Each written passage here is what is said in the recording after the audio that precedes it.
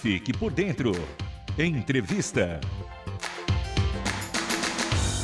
E o tema de hoje, endometriose, sinais, desafios e opções de tratamento. E para falar sobre esse assunto, recebemos a doutora Márcia Mendonça Caneiro, ela que é ginecologista da rede Biocor Rede DOR. Seja muito bem-vinda, doutora Márcia, ao Fique por Dentro RTM Brasil, um prazer recebê-la. Bom dia, é um prazer e obrigada pela oportunidade. A gente que agradece para falar sobre esse assunto que é de extrema importância. Eu queria que você começasse contando para a gente, então, o que é a endometriose e como ela afeta também o corpo feminino. A endometriose é uma doença benigna, que ela é caracterizada pela presença desse tecido que menstrua, que nós chamamos de endométrio, fora do útero. Ele pode se instalar nos ovários, na bexiga, no intestino e até fora da pelve, nos pulmões. Com isso, a gente tem um processo inflamatório que gera dor e pode levar à infertilidade, que são duas características principais da doença, mas ela também pode se manifestar com dor às relações sexuais, com dor para evacuar, com dor para urinar e um comprometimento geral da qualidade de vida dessas mulheres, quer seja pelas dores, pela infertilidade e até pela dificuldade no diagnóstico, porque como os sintomas muitas vezes são inespecíficos, há um atraso no diagnóstico em geral, entre começar o sintoma e ela chegar ao diagnóstico para receber o tratamento adequado, é uma média de 7 anos aqui no Brasil, e nós estamos falando de uma doença que afeta mais de 7 milhões de brasileiras. Doutora, e quais são os fatores de risco conhecidos para o desenvolvimento da endometriose? Olha, fatores relacionados ao ciclo menstrual, então a menstruação que é mais intensa, com o aumento da quantidade de sangramento, porque aumenta a chance desse refluxo da menstruação que sai pela vagina durante o ciclo menstrual, mas ele volta também para dentro da pelve.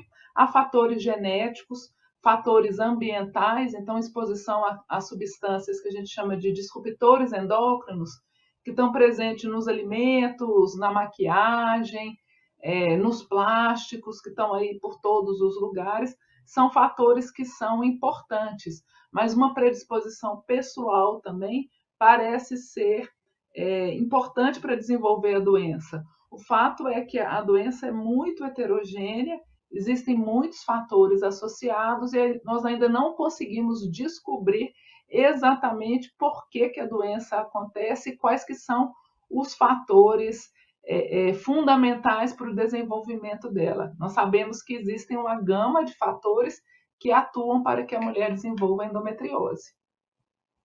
Ô, doutor, existe uma idade média para que a mulher desenvolva endometriose? Olha, a endometriose é uma doença da mulher que menstrua.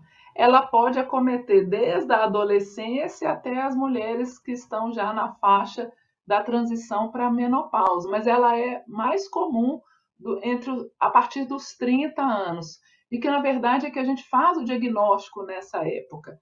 Porque, às vezes, muitas vezes, essas mulheres vêm com uma história de dor ao longo da vida. Então, é preciso prestar atenção naquela adolescente que todo mês tem cólica intensa, que precisa ir para o pronto atendimento para receber medicações endovenosas, que falta as atividades escolares, esportivas e sociais por causa de dor durante a menstruação.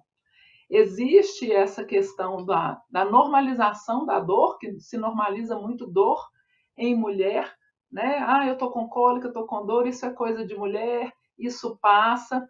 E isso é feito tanto pelas famílias, quanto pelos profissionais de saúde, quanto pelas próprias mulheres, né? De colocar o que é um sintoma da menstruação como uma coisa secundária e que ela deve simplesmente aguentar e ponto final. Então, isso também atrapalha o diagnóstico, de modo que às vezes você tem mulheres que estão com cólica desde que menstruou e, na verdade, vão fazer o diagnóstico em torno dos seus 30 e poucos anos, quando, por exemplo, resolvem tentar engravidar e não conseguem.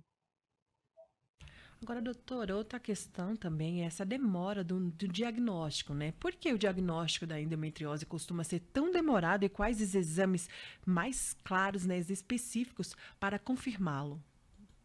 O diagnóstico demora por causa dessa normalização da dor, por essas questões da doença, das características que às vezes se confundem com outras situações. É comum ter associação com problemas intestinais, principalmente o intestino irritável, com doenças musculoesqueléticas que levam à dor pélvica. Então, existe uma dificuldade na diferenciação disso, dessa normalização da dor. Os exames para fazer o diagnóstico que nós podemos lançar a mão, além da avaliação ginecológica, com busca dos sintomas específicos, do exame, do toque, que pode ser feito por pessoas treinadas, que pode identificar algumas lesões. A sonografia, que é o primeiro exame, a ultrassonografia endovaginal, mas que deve ser feita por pessoas com o devido expertise, o devido preparo, o que infelizmente não está disponível em todos os lugares, e muitas vezes a gente precisa de uma ultrassonografia com preparo de intestino, que às vezes precisa ser complementada por uma ressonância magnética, que também precisa ser feita por profissionais devidamente treinados. E o diagnóstico definitivo é um diagnóstico cirúrgico.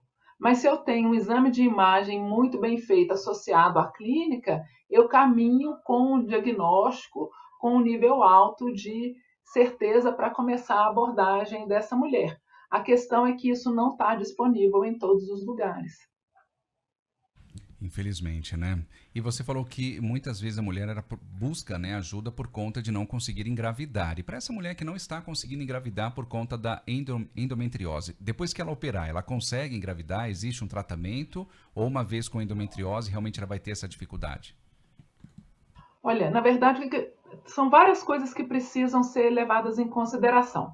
A primeira coisa é que nem toda mulher que tem endometriose vai ter dificuldade para engravidar. Mas quando a gente avalia aquelas que estão enfrentando infertilidade, até 50% tem endometriose. A endometriose não tem cura. Então, eu não tenho um medicamento ou uma cirurgia que vai simplesmente curar a doença. Eu tenho avaliações e procedimentos, e aí eu vou avaliar aquela mulher naquele momento. Qual que é a idade dela, quanto tempo ela está tentando engravidar e não consegue, qual é o estado das trompas, como é que está o que a gente chama de reserva ovariana, que é como se fosse o fôlego do ovário para engravidar, e eu avalio isso com exames hormonais e ultrassonografia, e aí eu vou avaliar o espermograma. Diante de todos esses fatores, eu vou traçar a melhor opção de tratamento. O papel da cirurgia ele é reservado para situações muito específicas de endometriose no apêndice, quando a endometriose está aparentemente com chance de obstruir intestino, a parte urinária, ou se eu tenho alguma lesão suspeita. E aí, abrindo um parêntese, a associação com câncer é muito rara. Mas o que eu tenho que levar em consideração com essa mulher? Eu vou propor tratamentos e muitas vezes técnicas de reprodução assistida, que são a inseminação intrauterina, e na maioria das vezes as mulheres com endometriose vão precisar de uma fertilização in vitro do bebê de proveta, porque a pelve delas é inflamada, porque 30% das vezes existe uma alteração importante no espermograma, e eu preciso remover tanto o óvulo quanto o espermatozoide nesse ambiente da pelve delas, que é muito inflamado. Então, eu consigo fazer isso com boas chances de sucesso com a fertilização in vitro. Perfeito. Doutora, eu queria que falasse um pouquinho agora sobre as opções de tratamento, né, da endometriose e como a escolha do tratamento é feita. Então, a escolha do tratamento vai depender dos sintomas. Então, se ela quer engravidar, eu vou para avaliação com um especialista em fertilidade e provavelmente vou usar uma técnica como a fertilização in vitro. Para quem tem dor, eu tenho que avaliar outras causas de dor que podem estar presentes, como eu falei, alterações intestinais, musculoesqueléticas, e aí eu vou buscar um tratamento que ele é multidisciplinar. Eu costumo falar para as pacientes que a gente não tem um pó de pirlim-pim-pim único que vai resolver todos os problemas da endometriose. Então, eu tenho que entrar com dieta anti-inflamatória, atividade física.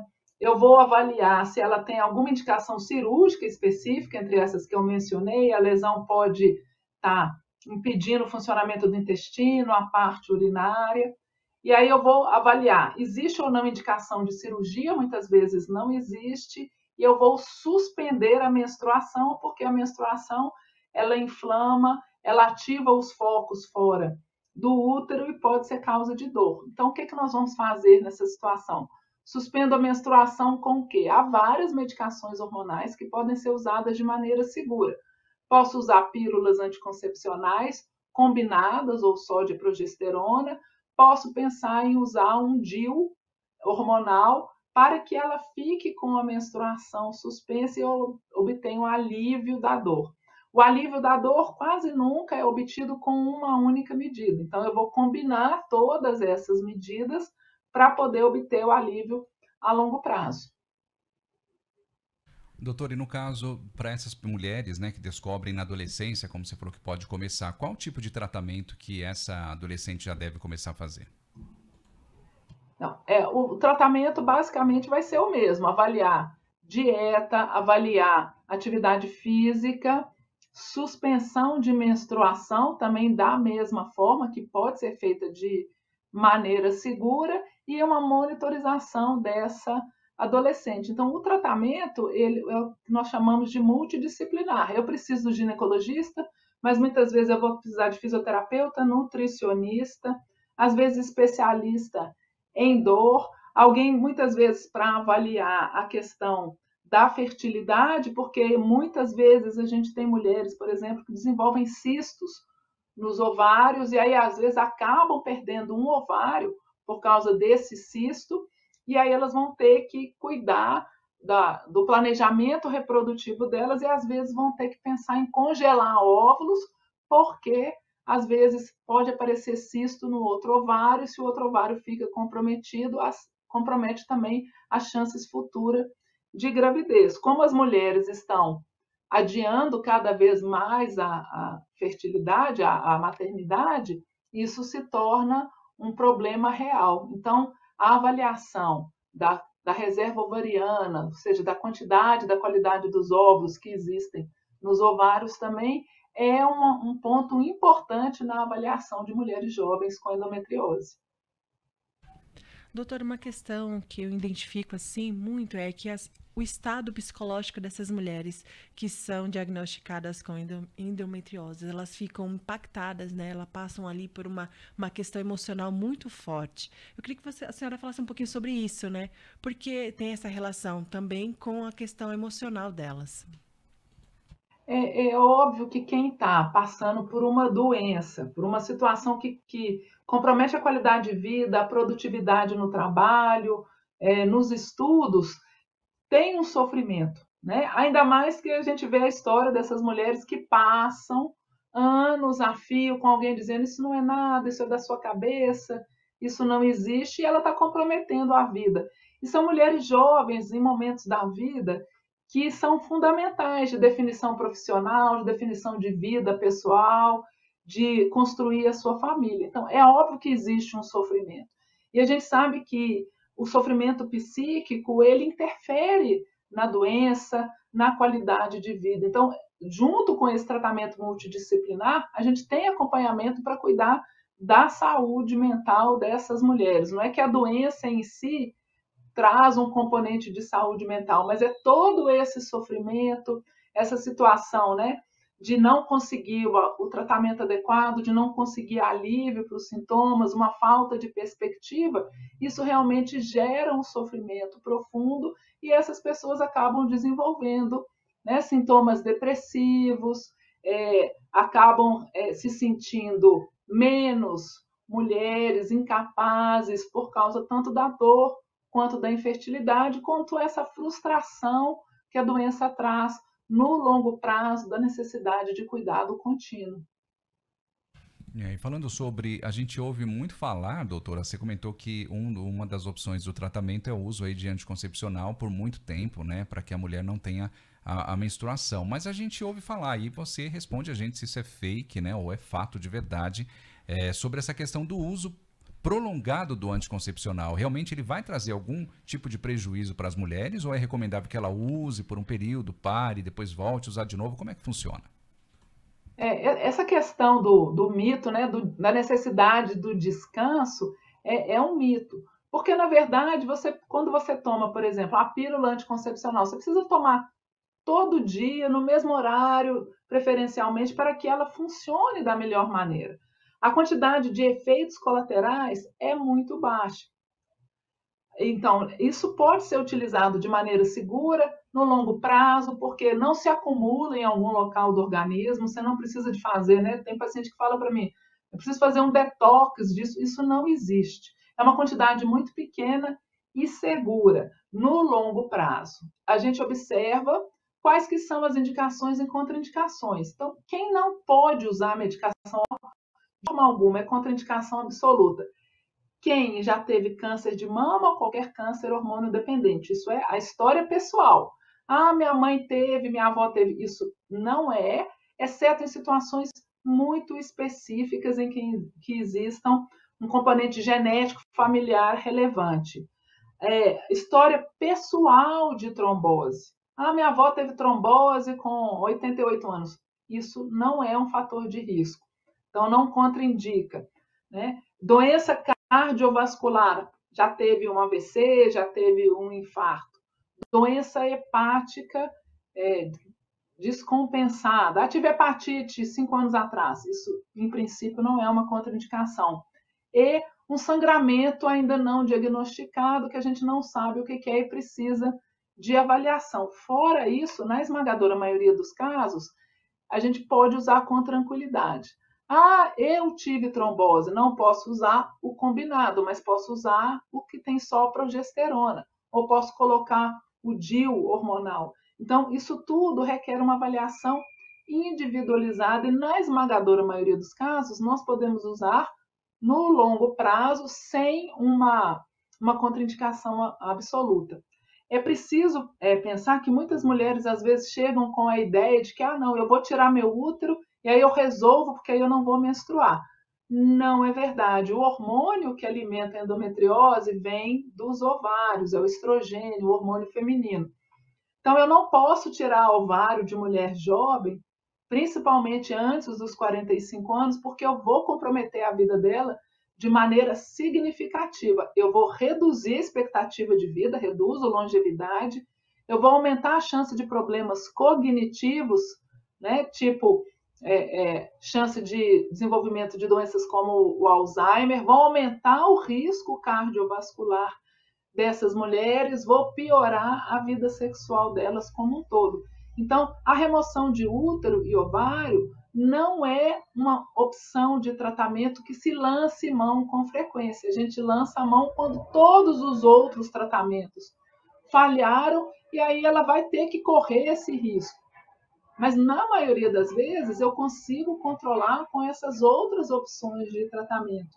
É preciso lembrar que cirurgias repetidas também têm um efeito colateral da formação de aderências e isso também pode ser causa de dor. Então, é preciso calma, parcimônia para uma avaliação adequada e definição adequada da melhor opção de tratamento. Perfeito, doutora. Na sua experiência clínica, qual é o maior mito ou dúvida das pacientes diagnosticadas com endometriose que a senhora não levantou aqui? E, na verdade, o maior medo das mulheres quando diagnosticam endometriose é se vou conseguir engravidar ou não, né? E isso é um problema cada vez mais frequente porque as mulheres estão deixando para engravidar cada vez mais tarde. Nós sabemos que a partir dos 35 anos há uma queda importante da fertilidade, independente de qualquer coisa. Mesmo que a mulher faça atividade física, tenha uma dieta balanceada. É ótimo fazer atividade física e ter dieta balanceada, mas isso não protege o envelhecimento do ovário, que ocorre muito cedo. Então, se ela deixa para depois dos 35 anos, quando a fertilidade já cai, e aí ela faz um diagnóstico de endometriose, e 1 em cada 10 mulheres vai ter endometriose, eu começo a enfrentar mais dificuldades ainda. E aí, 30% das vezes, eu vou ter uma alteração importante no espermograma. Então, isso vai, eu falo com os meus pacientes que você vai enchendo o copo, a uma hora ele entorna. Então, eu começo a enfrentar dificuldades. Então, se existe desejo de engravidar, ou se a mulher não tem certeza, é preciso sentar e ter uma conversa com o ginecologista sobre quais que são as perspectivas, preciso avaliar a minha reserva ovariana, qual que é o meu planejamento e a minha perspectiva. Porque as mulheres, elas planejam várias coisas, cuidam da família, cuidam de várias coisas, mas esquecem de planejar essa parte da maternidade que é importante para muitas mulheres. E aí, a hora que chega o momento que elas se consideram, eu estou em condições, eu quero enfrentar esse desafio agora, e ela enfrenta a endometriose, enfrenta outras doenças, ela tem um baque assim, intenso do ponto de vista físico e psíquico. E se ela está mais próxima dos 40 anos, ela vai enfrentar muita dificuldade, além de aumentar os riscos dessa gravidez. Perfeito, doutora. Ficaríamos horas aqui falando desse tema que é tão importante, mas infelizmente o programa está chegando ao final. Mas antes gostaríamos de abrir espaço para que você divulgue suas redes de contato. Bom, eu não sou uma pessoa de muita rede social, mas eu tenho um Instagram, que é a doutora Márcia Mendonca, e as redes do Biocor, Redidor, que a gente tem um cuidado de estar sempre divulgando informações cientificamente embasadas para a saúde da mulher. E o tema de hoje, endometriose, sinais, desafios e opções de tratamento. E falamos com a doutora Márcia Mendonça Carneiro, ginecologista da rede Biocor e Rede DOR. Muito obrigado por sua participação com a gente, doutora, e até uma próxima oportunidade. Obrigada, bom dia, bom feriado. Para você também, até mais. E o Fique por Dentro vai ficando por aqui. Estamos no ar de segunda a sexta-feira, das 8 às 9 horas da manhã. Curta e compartilhe essa entrevista que, por sinal, foi ótima. Até a próxima. Até mais.